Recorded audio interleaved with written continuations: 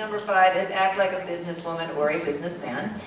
And I'm not going to harp on this, but the reality is that you attract what you put out there. And if you don't take your business seriously, nobody else is going to. So if you have an email address for your business that is, Sammy and Jimmy's Hot Mommy at AOL.com, that's going to put out something that says this is not a serious business. And it's going to be very hard for you to say, I want the $125 an hour, or whatever it is. The same thing with the business cards that's printed for free at businesscards.com.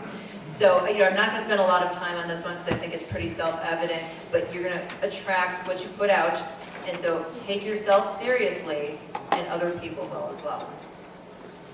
There is one point I want to make that I was having with a friend of mine who is the social media director at Gannett a couple of weeks ago, and that is that we get so, as particularly people in small business and smaller business, we get so busy working on our goals and moving forward and moving forward and moving forward, that we don't stop and take a look at where we are and claim what we've learned in the last 2 or 3 years.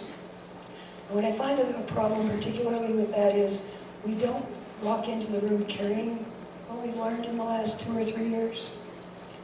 So we're still acting like who we were 2 years ago.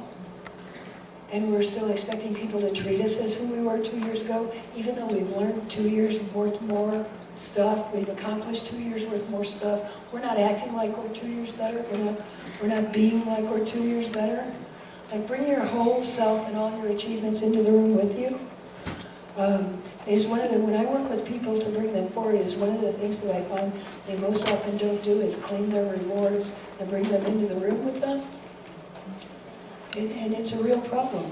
So often when I go to a conference, like I go to South by Southwest every year, certain conferences I attend every year, before I go, I stop and look at who I was last year, who I talked to last year, I benchmark what I talked about, and while I'm at the conference, I sort of compare myself last year to this year, what I've accomplished last year, what I'm talking about, what my goals are, and I'm constantly doing that about 4 times a year to make sure that I'm constantly bringing myself forward so that I'm always at the top of my game and I'm always claiming my rewards when I'm talking to you.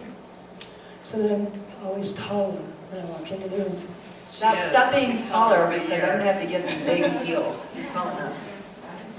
All right, so, and then the last one, this was my sneaky way of making like 4 points and 1 point, is make sure that your business is what I call able. And the first one's remarkable, and I actually think I'm going to end up changing this to irresistible because, as Liz pointed out, remarkable is not just enough. You also have to figure out how you're going to fit it into somebody's life. So let's change that to irresistible. Scalable, which is when we talked about the stop doing everything yourself. For every hour that you spend or every dollar that you spend, you want to get some exponential factor of that back. Viable. You have to make some money at the end of the day. My mom's business and her partner's business at $4 an hour wasn't really viable for their lifestyle. So you have to make sure that you're offering something that people are willing to pay for, and willing to pay enough for that when you take away all the expenses at the end of the day, there's enough money going in your pocket.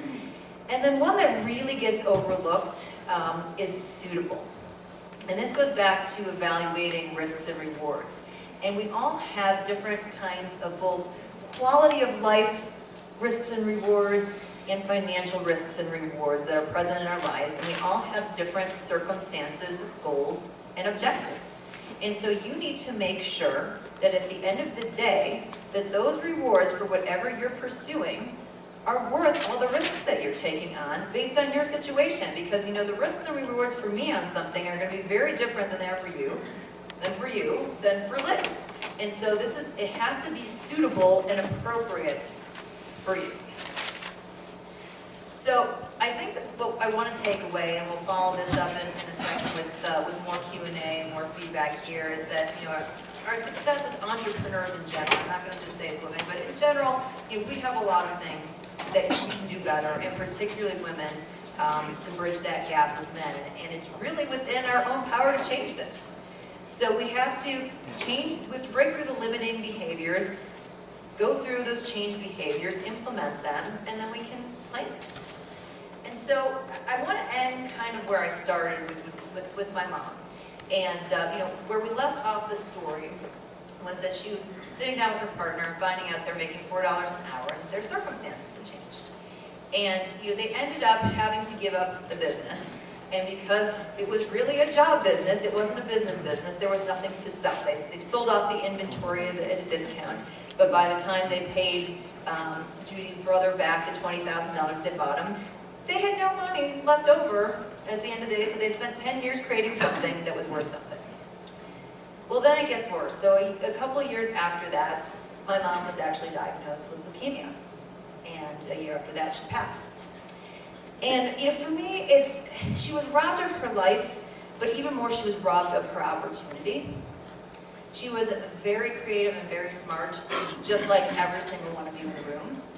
And she didn't get the opportunity to make an impact here, like we all can. So that has been my motivating factor, and I hope it will motivate all of you as well to succeed and to be everything that you can.